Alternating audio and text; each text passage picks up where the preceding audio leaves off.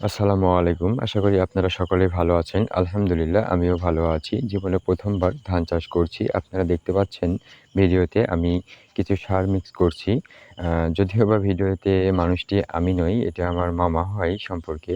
আমি ভিডিও করতেছি। আমি যে সারগুলো মিশাচ্ছি ১ম বার ধান লাগানোর পূর্বে তা হলো ডিএপি, টিএসপি, পটাশ, ইউরিয়া এবং পুরাডন। ধান লাগানোর পূর্বে এই সারগুলো ব্যবহার করলে ধানের পচন রোধ কম হয়, পোকামাকড়ের আক্রমণ কম হয় এবং ধান গজাতে সাহায্য করে।